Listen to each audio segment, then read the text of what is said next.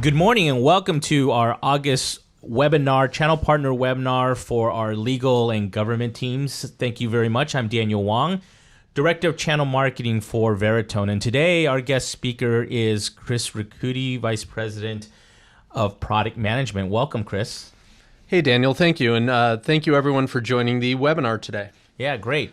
Well, it's always nice to have you here, Chris. Today we're going to talk about Veritone Illuminate and talk about early intelligent case assessment. What I like to share with you guys is an agenda that we'll be going through. So today, Chris will be talking. We're going to set the foundation of ECA and talk about what are the drivers and types of things going on that's causing this demand, and then talk about the use cases and how AI is being implemented in real world use cases. And then we're going to kind of show off and demo Veritone Illuminate, led by Chris. And then following that, we'll be doing a Q&A. And so this webinar will be recorded, and we'll share this back to you via on-demand replay. Once we're done, we'll send you an email for that. And also, if you have any questions, feel free to put that in your chat box there, in the GoToWebinar chat box, and we'll be taking Q&A towards the end of our webinar. So without further ado, let's talk about the first topic, Chris, in terms of drivers and emerging issues and types that are really causing this demand in terms of lots of audio and video data. Yeah, so thank you, Daniel. So basically, what we're seeing in the market and what we're seeing with customers is that the e-discovery process and the data that needs to be produced as part of e-discovery and review, it goes beyond just email and documents, right? Kind of the traditional data types, if you will, that folks need to review and call down. It also includes audio and video.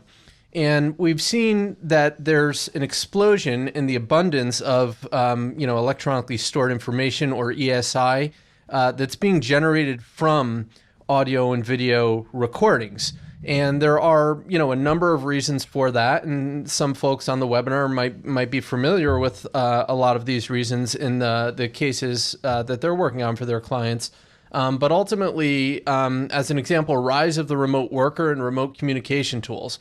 Oftentimes we'll see that, in corporate America or, on trading floors on Wall Street, you have remote communication tools that, like this webinar, for instance, that not only record audio, potentially, right? There's not only just an audio portion on it, but there's also a video component as well, either a screen share or kind of a FaceTime-like, sharing of faces or people in conference rooms. And all of that information, buried within it could be materials or information relevant to a given case, right? So you need to kind of wrap your arms around that and be able to assess that. Similarly, in criminal cases, what we hear oftentimes from many of our customers, in state and local law enforcement, is that, it goes without saying that dash and body cam footage is a primary source of audio and video ESI at this point. And then also extractions from mobile phones. And again, what legal teams are faced with in these cases are, manually reviewing, these audio and video sources, either, remote communication tools or body cam footage or CCTV footage or surveillance footage from wiretaps. And those manual review efforts simply aren't scalable, right? So in the past with, email and documents, it's oftentimes about, entering in some search terms. That data, it's the nature of the email and document data is that it's text, so you can easily search it by entering search terms and phrases and then quickly call down and find the relevant or responsive subset. With audio and video, without the help of AI, that capability doesn't exist, right? You can't easily search via keyword audio or video or look for people's faces or certain objects in a video stream, right? So what people are doing is manually reviewing that content, and it's just not a scalable solution. So when it comes to the point that Daniel made earlier about the demand for early case assessment software to help make sense of all that unstructured audio and video, to help better identify what's responsive or relevant to your matter, that's where we're seeing the need, the demand. So, Chris, you know, the manual effort, I mean, how many hours and, you know, or is it days that it's going to take to review some of this footage? I mean, and the cost of that, I mean, what are we looking at? Yeah, so I mean, it depends on the case and kind of the volume of data that needs to be assessed. We have seen scenarios where actually we had one particular case where there were millions of audio recordings that took place over and were captured over a period of years, and then for one given legal case or matter, legal teams needed to assess those millions of audio calls to find out, you know, kind of find the needle in the haystack and find the relevant subset. And so, again, if you can imagine, you know, the number of people that would have to listen to those audio recordings manually, some of them over an hour long, to figure out if they're relevant, it's extremely, extremely time consuming. And for the organization that is staffing those legal professionals, it's very costly as well. Right, and I guess with AI, you know, now here is, you know, technology today that helps improve workflow efficiencies and enhances, you know, cost cutting measures and so forth. So that's great, and we look forward to talking a little bit more about that. Let's talk about, so these are obviously the growing sources of audio and video file that we're seeing in the legal sector now, and obviously as well as government too, that come into either compliance issues or legality issues, right? Yeah. Yeah, so this kind of expands on, you know, one of the points I made on the previous slide. These are examples of, you know, across our customer base, sources of audio and video data that were important to legal teams and you know, government investigative teams, and therefore needed to be reviewed. YouTube is actually increasingly a source of video, and obviously there's potentially an audio portion as well, right, to that YouTube or to a given YouTube video. And what's interesting is, you know, we ran some statistics on this, or we pulled some statistics, and we found that for YouTube videos, there's currently in the United States 4 to 4.5 million YouTube videos being generated per minute. So the amount of information that's being generated is just, you know, enormous, and it's growing exponentially. And some of the scenarios where, you know, we've seen data published to YouTube as an example where our customers need to make sense of it is, you know, oftentimes corporate marketing teams might, you know, put forth information on video via YouTube or similar to YouTube Vimeo. Oftentimes that data needs to be reviewed. Similarly, you know, as it relates to financial services firms, marketing is a very, you know, dicey topic, you know, especially for like investment shops. You know, firms need to be very careful about the things that they say and the recommendations that they make on those marketing videos. So there's a compliance element, right, a regulatory compliance element to monitoring those videos. But there's also, in cases that end up, you know, becoming, you know, lawsuits, a legal review element to it and any discovery element to it as well. Another category of video, and this is particularly specific to YouTube, or another type of video, I should say, is what we've heard referred to as drill videos or drill music. And effectively what that is that there are gangs, criminal gangs in the United States, and also I think we've heard of this in the UK, that are creating essentially music videos on YouTube.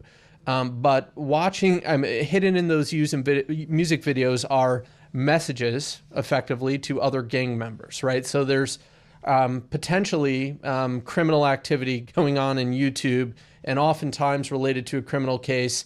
These drill music videos come up as evidence. So again, you need an effective way to call through that. We already talked about, you know, wiretap surveillance and dash and body cam footage. Those are coming up increasingly. Just on the dash and body cam footage point, you know, most police officers in the United States have either a dash cam, a body cam, or both. And again, you know, oftentimes those videos that are captured from those devices need to be reviewed. You need to find what's relevant in those videos. And oftentimes you need to redact sensitive information from those videos. For example, if there are witnesses in body cam footage that are innocent and need to protect their identity and redact out their face, you need an easy way to do that as well.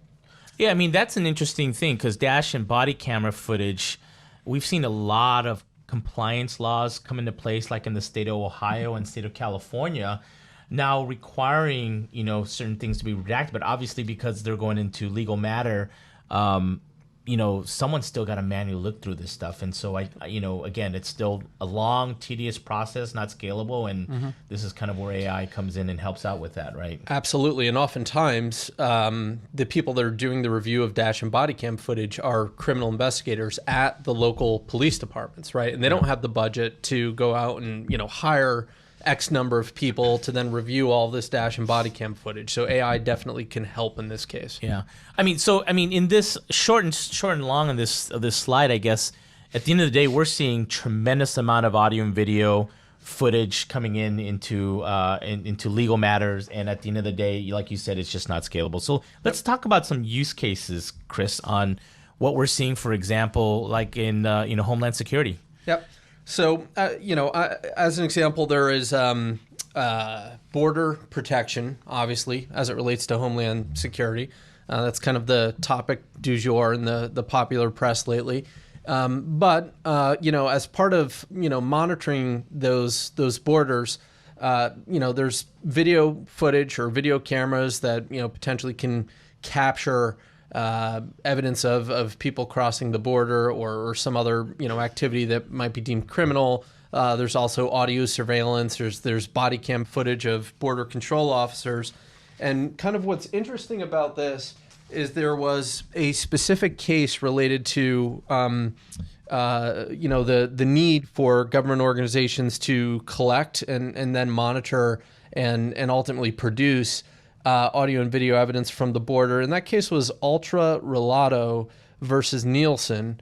And ultimately what happened in that scenario is the government entity that was responsible for the audio and video monitoring devices on the border claimed that it was an undue burden for the defense to require the production of all of the recorded audio and video from those devices. And they argued that it was kind of, the devices had a finite amount of storage and it was first in, first out. So there was a lot of data that was, kind of being recycled and deleted from those devices. But ultimately, the court ruled that the government must provide relevant surveillance footage specific to a given legal matter or criminal case within 45 days of occurrence, right? So the net obligation here is that there's a continual obligation to review and then reproduce all of the audio and video footage that's captured from these various sources, in this given case at the border, and do so in a short amount of time. So again, when you're dealing with government organizations that might, have limited resources, particularly human resources, to sit down and, pare through these, untold volumes of audio and video data to find out what's relevant to a single legal matter, and then to produce that relevant subset in 45 days, it is extremely burdensome. So, AI is certainly an asset in that capability or in that category. Great. So we have another example around CCTV monitoring, because obviously that is huge. We have cameras everywhere, yeah. And even in cities like London, it's every corner, and so tremendous amount of data to cull through and do that. So let's talk about the issues here. Yeah. So actually, in London, I think that I read a statistic that there are more cameras at this point than there are people in London, right? So, scary, right? And all that well, I should say much of that footage, the authorities are monitoring using a variety of technologies to help them do that. But just I won't spend too much time on this slide. Well, I don't want to belabor the point, but in this particular example, let's say it's a bank lobby. Obviously, there are monitoring devices in that lobby, particularly, CCTV cameras. There's a number of things that can happen in a bank lobby, right? There could be a breaking and entering, or somebody holding up the bank, right, to rob the bank of money. Could be a slip and fall case where, there's water on the floor when somebody walked in and they slipped and hurt themselves, and now they're suing the bank. And again, if you have CCTV cameras in a lobby area in this example, and you're continuously monitoring that area, right? And there's only a small moment in time that you really care about related to your case. And in this example, let's say it's a slip and fall. You have to identify that precise moment in time across hours and hours of video. And again, that's where it becomes extremely burdensome, time consuming, and ultimately difficult to actually do. Great. Let's talk about some real world life use cases. I know a lot of our channel partners here know about how AI is being applied in the legal as well as the government world. But quickly, Chris, if you don't mind just going through some of these use cases just to refresh people's memory here. Yeah, so basically the use cases that I'll go through right now are about, the various AI capabilities, let's call them cognitive capabilities, where AI can help, right, in reviewing these audio and video unstructured data sources. So the first category is, machine transcription. So effectively what, machine transcription can do is it takes that unstructured audio and converts it into text. So speech to text. And effectively, that then allows you to search across that text using keywords or phrases, much in the same way that, from an early case assessment or a review perspective, you're able to do those same types of keyword searches against documents and email today. You can now do it across unstructured data, such as audio and the video portion of audio. And so effectively what the technology provides is not only just, a body of text that can then be searched, but, let's say you do perform a search and you have 100 audio files and you've identified 10 of them as being relevant through your search terms. Then you want to go in and review those 10. Not only can you just, of course, play the audio or play the video and listen to that recording, you can see the transcript alongside that recording, so the text that's been generated through AI, and you can follow along and click certain points in that text, and it will automatically, forward the video player to that point in time.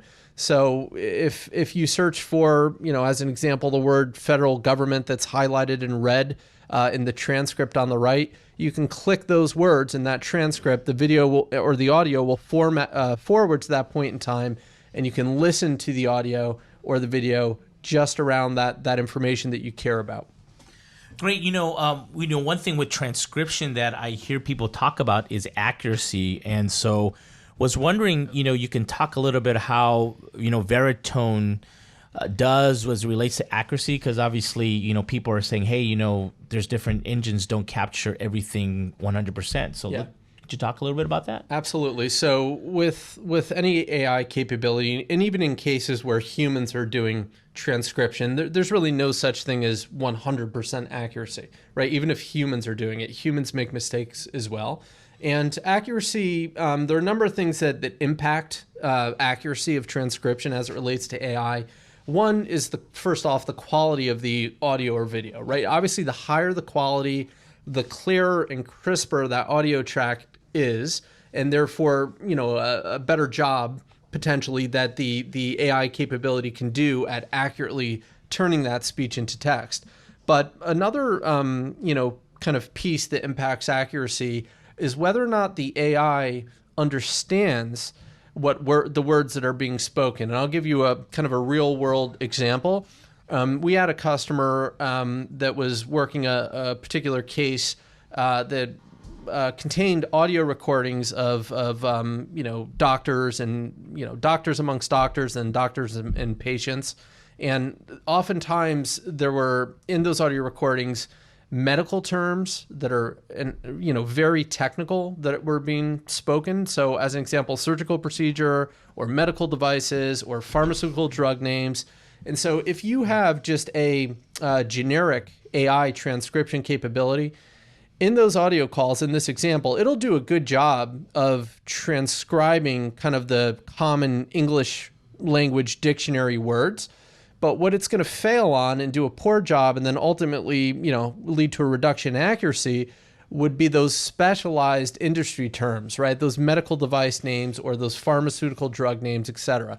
So what we do that's unique at Veritone is we have a product called Conductor that allows on a single audio file for you to be able to run multiple cognitive transcription capabilities, so multiple AI capabilities. So as an example, the first capability you can run can be that general trained engine, and that engine will do a really good job, again, at identifying the common English words, but you can also have a specialized engine that really understands that medical terminology and does a really accurate job at identifying and transcribing that medical terminology. And where Conductor comes in is it kind of sits on top of both of those capabilities that you're running and blends the highest confidence results from each into a single transcript. So ultimately what you end up seeing and what the the end user or the human ends up seeing is this blended, highly accurate transcription that does a really good job of accurately identifying both the common English language words and the medical terminology. Great, and that's all part of the Veritone's aiWARE cognitive engine ecosystem, where over 300 plus AI engines are in this ecosystem, and you're allowed to get best in breed output of that. So that's great. I love the way Conductor works. Let's talk about the next use case around, again, real world AI use cases, facial recognition. Yeah, so for sure. And this is a topic that we hear about often in the media lately as well. So, the previous slide was about transcription. Both audio and video files have audio portions, audio tracks that can be transcribed. But video files obviously have a video portion, right? A visual component of the file. And that would be the video that you view and you can play in a player. And that poses its own unique set of challenges. So while we can take the audio portion of a video, we can transcribe it, we can make it searchable.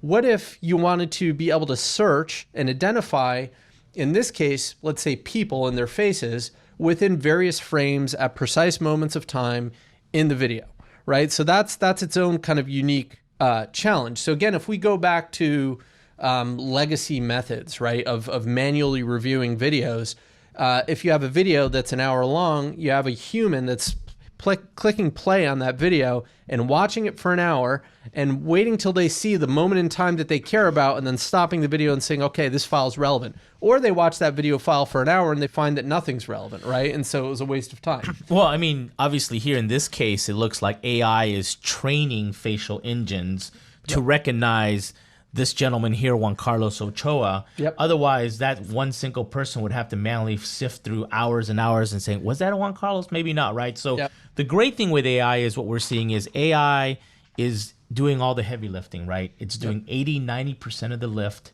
where humans used to do it all. And now when the human comes in with the use of AI, they're just now supervisory double checking if it's right or wrong, right? They're monitoring the Correct. AI essentially. So in this case, there's one other nuance here. There's facial detection and facial recognition. Facial detection is an AI capability that will automatically identify the presence of any face in a video. So again, you imagine you have a search bar that's like Google. You can now search your videos and say, show me only videos that someone's face appeared in a frame. And then when you come into each video, right, in those search results, when you open them, you can then click at the precise moments of time where those faces are identified, and the video will forward to that moment in time. You can play it right from there. But with face recognition, it's a layer beyond that, and that's what Daniel was alluding to, and that's what you're seeing here on this screenshot. You can train various AI capabilities to notice and identify certain people. So in this case of Juan Carlos Ochoa, we're able to not only see, okay, there's a face identified in this in this video.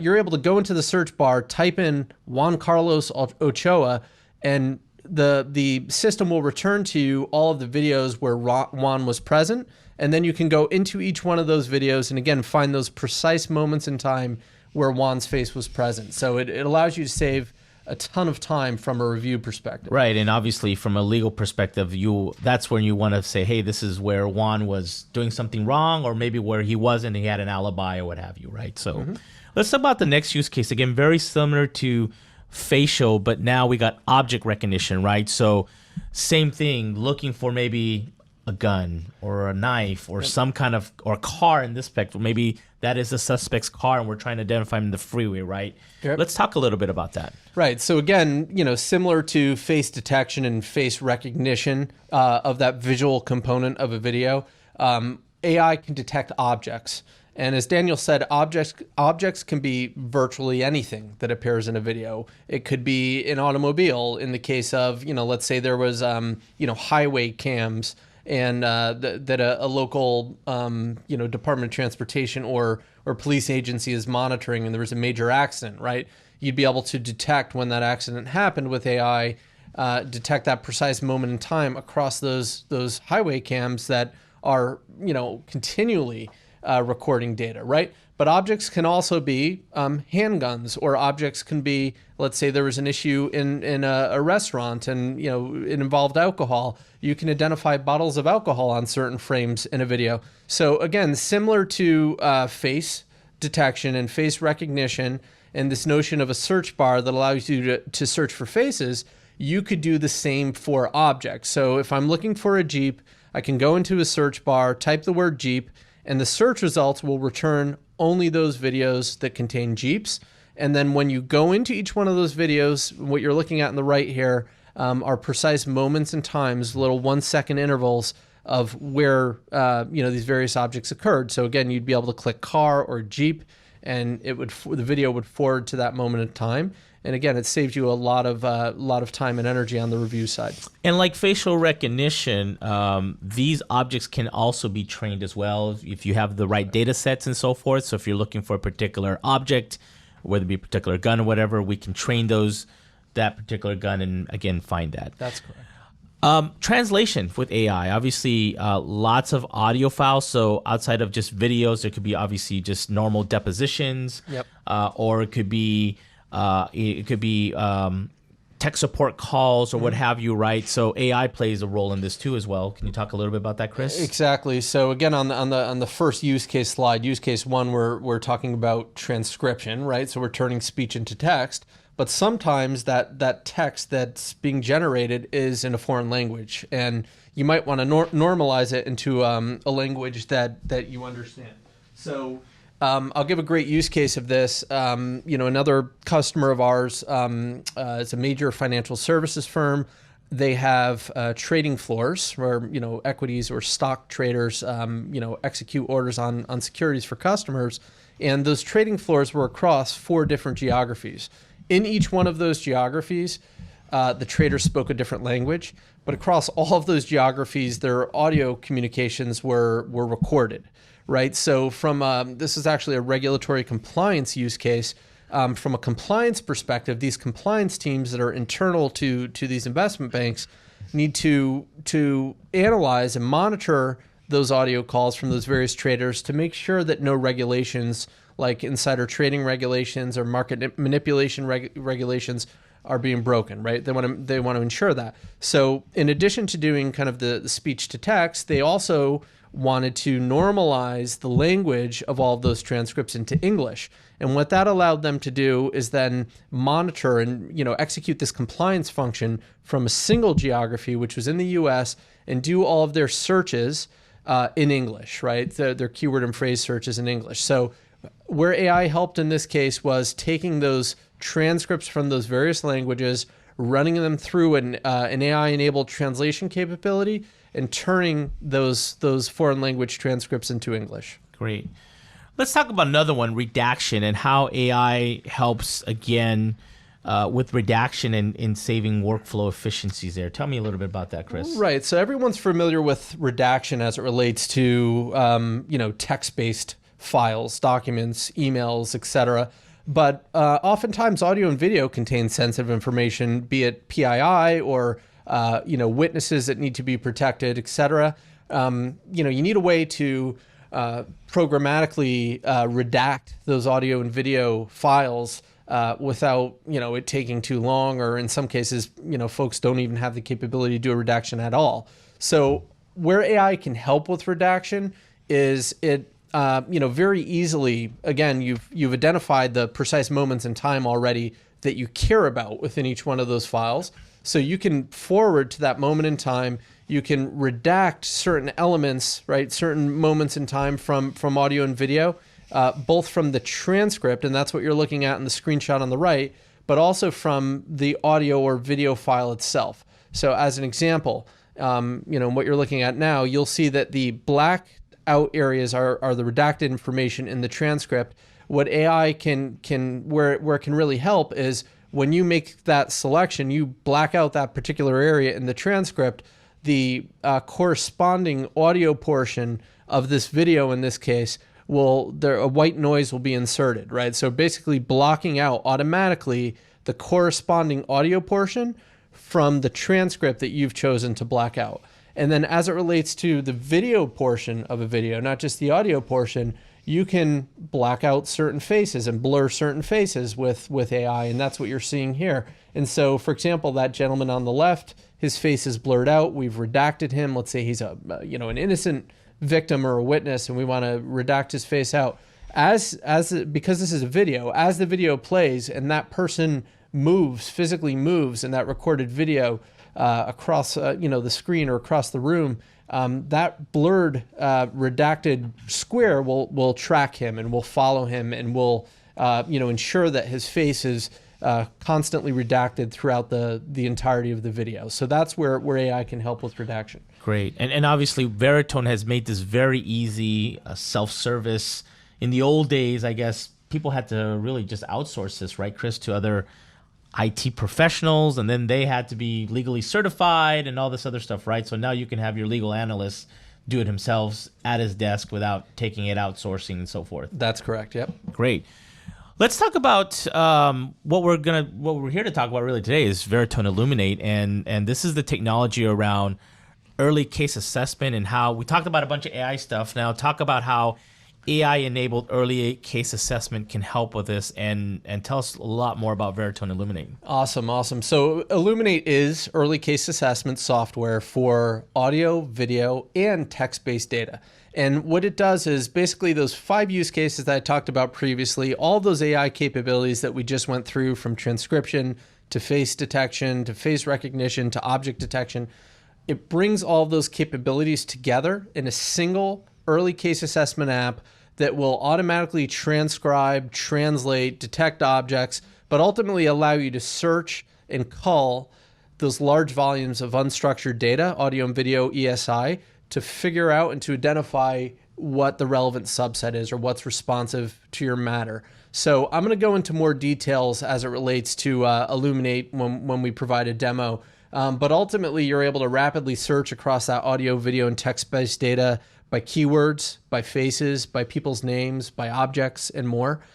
You can browse and explore your data with text analytics as well. So the way I think about text analytics, it's kind of a term that gets tossed around quite often and often used improperly in many contexts. But search allows you to search, right? It's a search bar like Google. You can put in a search term, you get some results back. But search implies that you know what it is that you're searching for, and you understand every possibility of what you should possibly search for to find that relevant subset of data in your potentially vast corpus of data, right?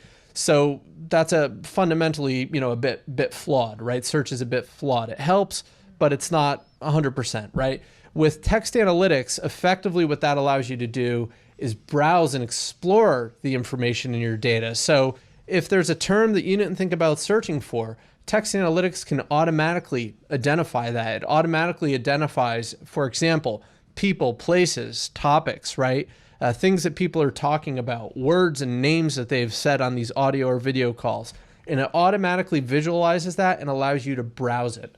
So it's another way to more effectively find what's relevant in your data set without solely having to rely on search. So Chris, this is, just to be clear, right? So this is a standalone application where MSPs or legal law firms can ingest all their audio, video files, text files in here before putting into an e-discovery platform, right? So That's correct. This is a place where they can really cull down what they really need, because if they send it all to, let's say a discovery platform like Relativity, that's got to be expensive. Right. Exactly. So tell me how this, obviously this, I take it it's fraction of the cost than what you would do it. So, I mean, what are the strategies that someone would want to use with Illuminate on this? Yeah. So especially from a partner and MSP perspective, I think, oftentimes, the customer's view is that, well, we're not going to put our audio and video into, relativity as an example, because the storage cost is too high, or, we can't accurately, review it in relativity the way we can, email or documents. And effectively, I think from an MSP perspective, particularly if, you're hosting relativity and potentially charging some of the customers for storage within that hosted relativity environment, oftentimes in our experience, some customers just avoid putting, again, that audio and video into that environment because of the high cost.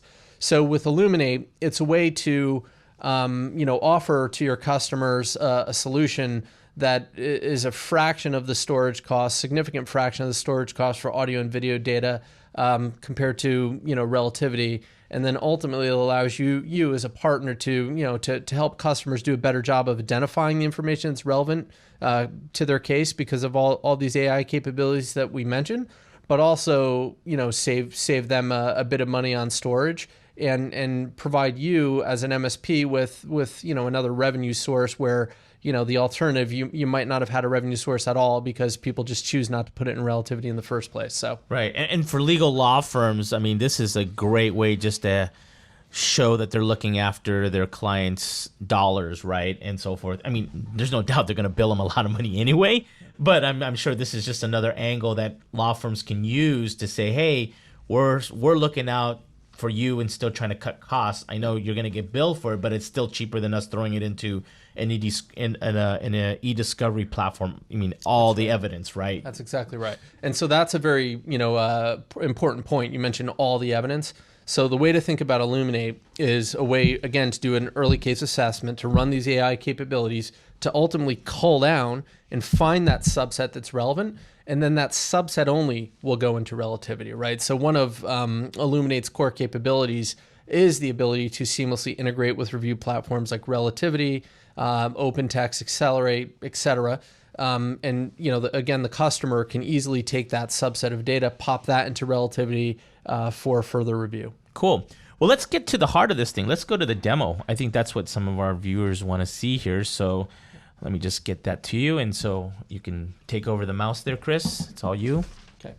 So in Illuminate, basically I'll give you kind of an overview. And I will preface this with, we're in the process of, greatly enhancing the UI and adding a ton of more visualizations, particularly on the text analytics side, to better surface the information that's relevant to a given legal matter. But effectively, just a quick overview of the user interface related to Illuminate. You ingest data into Illuminate. You can group it into cases or folders, and you'll see this on the left. So each legal matter, you can segregate data specific to each matter into a case. The main components of the screen are a dashboard here that very quickly per folder or per case gives you a snapshot of the information. So, in other words, it answers the question, what am I working with, right? So you pipe all this data into Illuminate, you can easily see, 94% of it is audio, some percentage of it is video. In other cases, we have documents. You can see the total media duration across all of that audio and video. That's often hard to tell as well when they're standalone files on, let's say, a Windows computer or a Mac. Once they're in Illuminate, you can say, across this corpus of 100 audio and video files, it's almost 96 hours in duration. Obviously, you can get a file count as well. So the dashboard is just statistics on the data that you're working with. Down at the bottom is the table view. So any of the files that are loaded into a particular case, you'll be able to see here. Of course, you can drill into the details, which I'll show you momentarily. Along the top is the cognitive search bar. You heard, oftentimes when I was going through the various use cases, me referring to searching for keywords and phrases, searching for faces, etc. That's all done in this cognitive kind of Uber Google type search. And then on the Data Explorer tab is going to be some of our text analytics capabilities.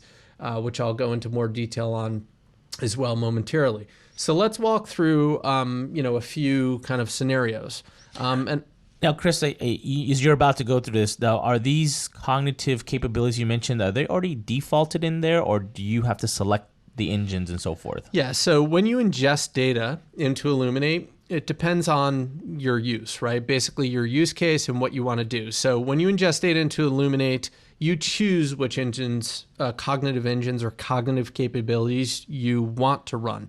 So and that then will activate, if you will, these various searching capabilities. So let's say you only have audio files that you want to ingest into Illuminate and you only want to transcribe them. Then effectively, what you would do in the search bar here is you would only be logging your searches right here. You'd be searching those transcripts that were generated by the AI for certain keywords and phrases. Now, let's say, as opposed to just audio, in your corpus of data, you had some video.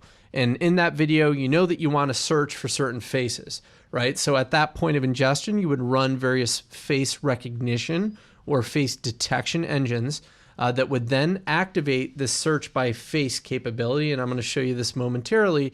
But the search by face capability, again, allows you to put someone's name into a search bar, and you'll get the videos returned to search hits where that person's face is present on at least one frame in those videos. Cool. So just going through just really quickly these various cognitive capabilities across the top. I won't exhaustively do this because we have a lot, but effectively I already mentioned this first one. If you run the speech to text cognitive capabilities, you can then come in here and do a search, right, for those keywords and phrases that you're looking for.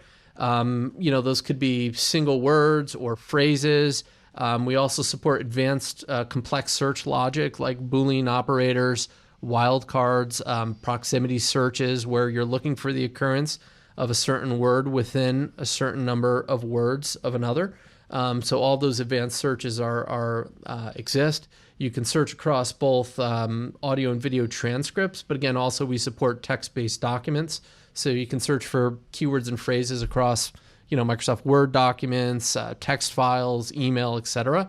On the face side, again, you can search for, known faces in the database. For example, we mentioned, Juan Carlos before. So as an example, I can type the word Juan, and, you can see that I've already trained an AI capability on identifying Juan. So he comes up here, and then I'll give you an example of reviewing a file with Juan in it momentarily. On the object side, you heard Daniel mention a variety of use cases around, identifying handguns or identifying vehicles. So similar to that, let's say, when I ingest my video, I want to identify vehicles. So similar to typing someone's name in on the face tab, you can, on the object tab, type vehicle, and it's going to pre-populate some of the results that it's found across the video that's currently ingested into this environment. And you could see the level of nuance and distinction that it's making as well. And this really depends on the object detection engine that you've run. But in this case, okay, land vehicle versus sea vehicle, right? Just generically vehicle.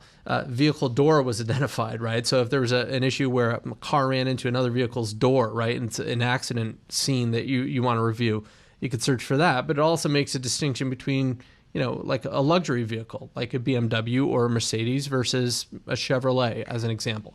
Right. I mean, I can just see that if I'm looking at an audio-video file of the freeway and I'm trying to find BMWs or Cadillacs versus Toyotas, right? So I can hit luxury vehicle and then it should spot all that stuff. Exactly. Right? And this I should also say that this is with a generally trained engine, and it's making this distinction between luxury vehicle and vehicle. With a purposely trained engine, and we already have some on the platform out of the box, you can identify certain makes and models of vehicles. So I could type BMW instead of vehicle here, or I can type Jeep instead of vehicle here, and I'll get those search results. So Chris, obviously, we give the user multiple opportunities to use different types of cognitive capabilities to help cull down and find stuff. Yep. How does that work with pricing? So does that work on whether these, obviously there's processing involved with these engines, right? Yep. So I take it there's different pricing models engaging on whatever engines you use. Is that how it works? Yeah, that's correct. It depends on whether the engine's highly trained or not, whether it's a general engine. It also depends on, the primary metric is, number of hours or duration that a given engine is being run against, right? So if you're ingesting, 1,000 hours of audio and video versus 100, obviously there's the higher cost for 1,000 hours. But also within each one of these categories, as you mentioned, there are numerous engines that can be run, and each of those engines have different pricing. Right, and the pricing, I guess the people out there in the webinar could talk to your Veritone sales manager, whether Karena or Randa, if you guys all know them. They can work with you on the pricing stuff. But nonetheless, at the end of the day, this is still cheaper than running it through, putting it through a Relativity or what have, or another e-discovery platform at the end of the day. That's correct. So just briefly, running through some of these other capabilities. In addition to searching for faces and objects in video, you can also search by logo or by text.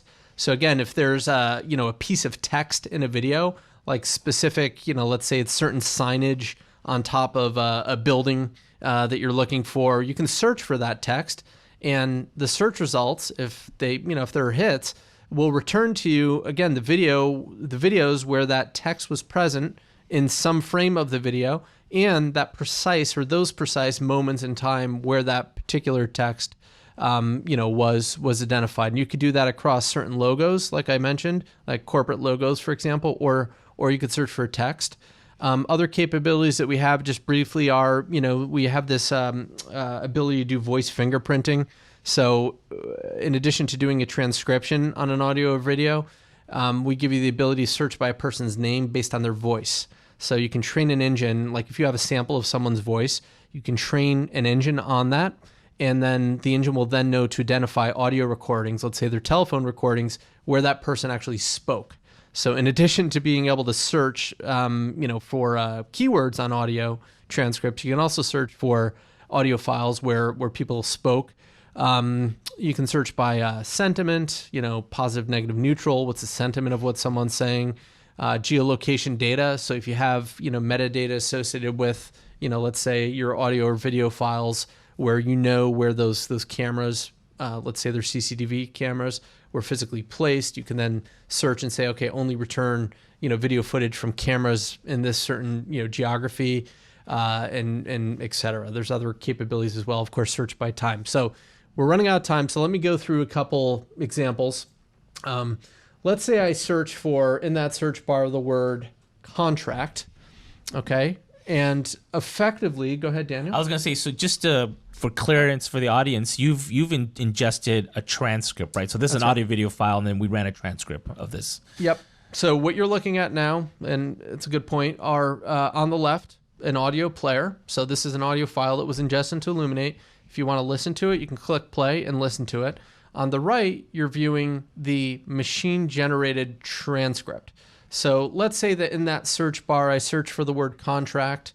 I can easily come here and see that the word contract, or let's say that was a dispute. There's a contract dispute, and you're looking for anything in the word contract. Exactly right. So you can see the word contract comes up here in this particular audio file.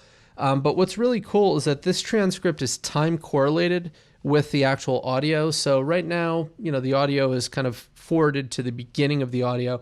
If I click right here, which would be the sentence where contract exists, you can see that the player automatically forwarded to that moment in time when someone actually spoke these words in the audio. So 6 minutes and 28. And then from there, I can press play and actually listen to that word being spoken. So we will always have a contract. If it ever comes down to. Okay. So you also notice that when we play the audio, not only can we forward to that point in time and play it, but the words that are being spoken currently in the audio track are bolded, right? So it allows you to kind of follow along karaoke as the style. Audio, karaoke style. We call that karaoke mode, right? So it really, makes it easy to identify not only where certain words are spoken, but then also follow along as you're playing that audio. I mean, like we talked about earlier, right? This is great because now someone doesn't have to listen through this whole 12-minute file from beginning to end looking for the word contract, right? We can quickly find those keywords, pop it in there, and bam, right down to where it's at. That's right. So in addition to, viewing that transcript in kind of raw form, which is what you were viewing in the previous screen, you probably noticed it was just one big body of text. We have other capabilities on the platform that will separate that audio by the person speaking, right? And so what you're looking at now is a speaker-separated transcript. And you'll notice that in this case, this particular audio recording was a phone conversation between two individuals, Rick and Tim. And you'll see that, you can easily identify the portions where Rick was speaking and the portions where Tim was speaking. And so as an example, I can also click here and play that time correlated transcript back. So let me show you how that works. So it forwards to that point in time. Hey, Tim. Rick Shapiro. Hey, Rick. How are you? Good. What's going on in California today? What's going on? It's hot. So you can see that the speaker separated transcript accurately identified, when Rick was speaking and when Tim was speaking. And then this ultimately just helps you to more easily follow along with, the progress of the audio file as you play it. But you can also export these speaker separated transcripts for production as well. So when they get exported, it'll be RNT, so that you'll see that as they export it. That's correct. Now, this is really cool, speaker separation. I know from an AI perspective, it's been the most difficult thing to do. Now it's here. We have it today, which is great for Veritone. Yep. Just out of curiosity, and for our audience too, do we have to train Rick's voice and Tim's voice? Or how do they separate all that? So for speaker separation, you do not need to train. Effectively, without getting too technical, it's a bit of a mathematical kind of model behind the scenes that identifies when one person begins speaking and when one person stops speaking. And it also, so that's how it makes a distinction of, for example, Rick spoke from 1 second to 10 seconds, and then from 11 to 24, it was somebody else. Right. So the mathematical model knows that, okay, at the end of this particular sentence, someone paused.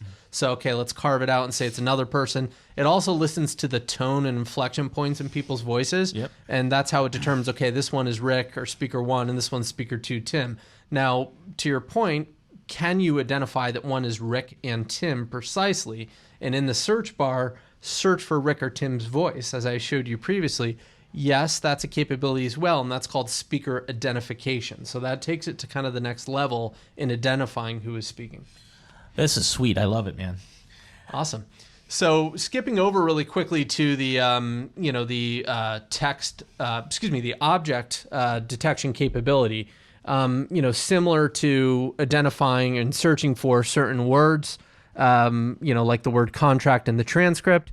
In that search bar that I showed you previously, let's say you're searching for the word restaurant. Let's say you're working a legal case and somebody was assaulted in a restaurant, and you have a bunch of surveillance video, and you want to find, portions in time where a particular, area in a restaurant was identified. So let's say I click this portion in time, restaurant, right? So this is a long video file, and, not every scene or not every frame of the video contains, people in a restaurant. But the object identification or the object detection engine identifies all these objects. And again, it's synced in a kind of a karaoke style. So you can say, okay, at 1 minute and 14 seconds, a restaurant appears in a frame, and then you can play the video from that point in time. I was born with y'all, in the womb.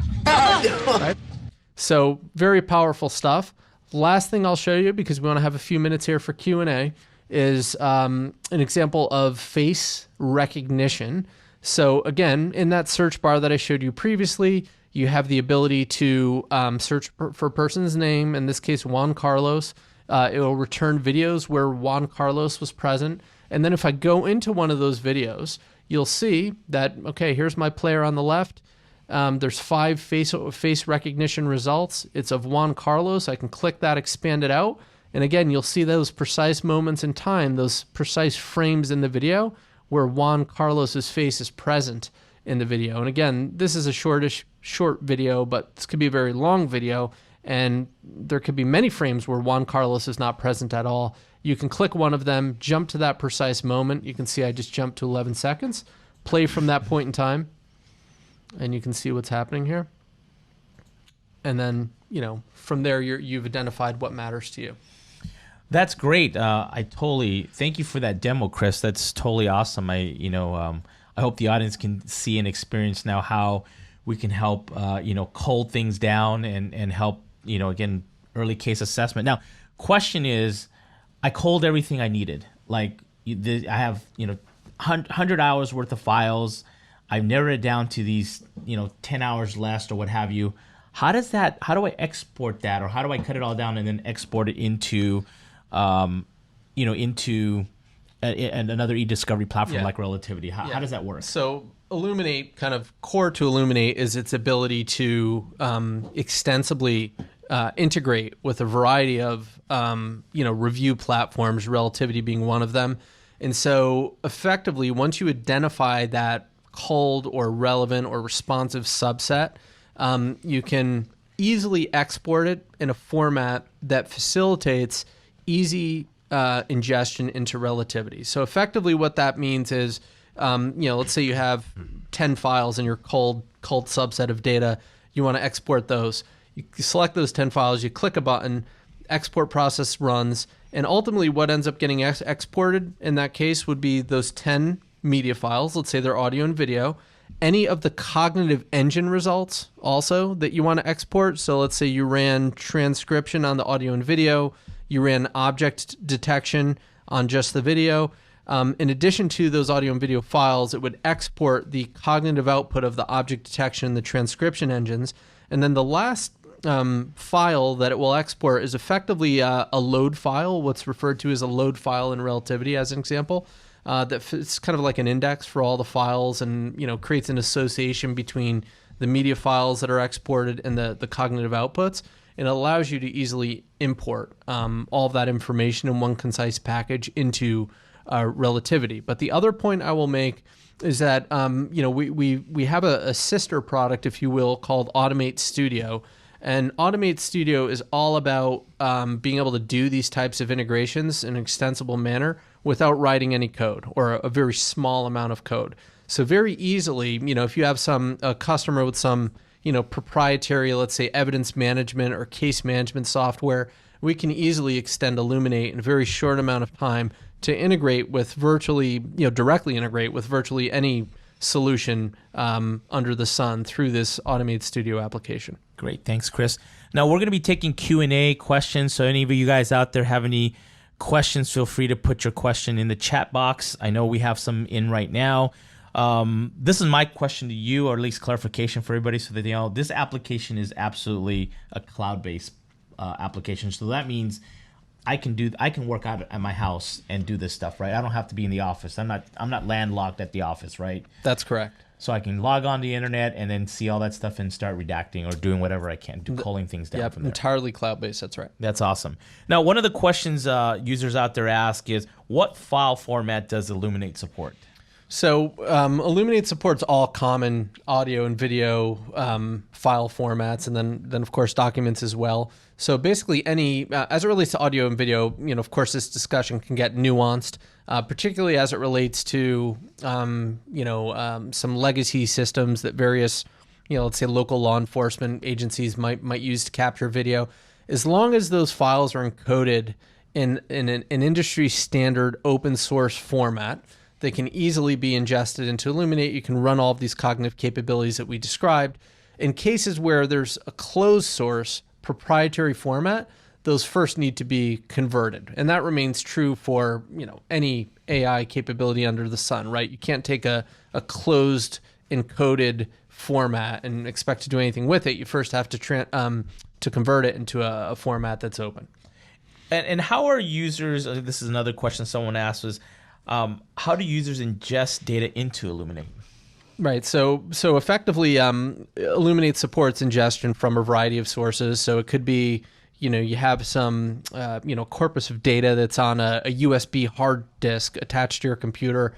In that case, you can log into the Illuminate app via your web browser, and you can upload files directly from that USB drive or thumb drive or disk on your computer. Just upload them directly into your browser. That's one option. We also have, as we call them, ingestion adapters for common data storage platforms like Box or Amazon S3 or Microsoft Azure's equivalent to Amazon S3, Dropbox, etc. Great. Another user asked is, do you see any other types of use cases using Illuminate other than what we've discussed? Yeah, so I mean, generally, up till now, we've been talking about the e-discovery use case, right? The early case assessment use case, loading in, kind of in a reactive way, audio and video that's been captured historically, loading it into Illuminate, running these engines, searching and using text analytics, which, by the way, I didn't have a chance to show you in the demo, to cull it down and find what's relevant. But the other area where we're seeing interest is on the proactive analysis and monitoring side. So mainly with financial services firms around compliance. So there, it's not so much data that someone has collected that was created over a period of a year that all at once needs to be analyzed. In the compliance use case, we're doing that same kind of analysis. We're running the same engines. We're turning speech to text. We're identifying faces. We're identifying objects, but we're doing so in near real time. So the major difference is that there'd be a stream of data that comes into us on a near real time basis, and we run that analysis in a shorter time window. Well, that's great, Chris. Thank you very much. I think we're at the top of the hour, and we've answered most of the people's questions. If you guys have any other questions, feel free to reach out to Karena or Randa, your channel partner, sales manager. Otherwise, you can also email us at info@veritone.com. If you have any other questions, please feel free to visit us at veritone.com/legal, and you can see more information on Veritone Illuminate. On behalf of Chris Recruit and myself, thank you again, Chris, for being here. Thank you. Thank you, everyone. And thank you, everybody, for joining us today for our August channel partner webinar. We'll see you next month with our next one. Thank you very much. Bye-bye now. Bye-bye.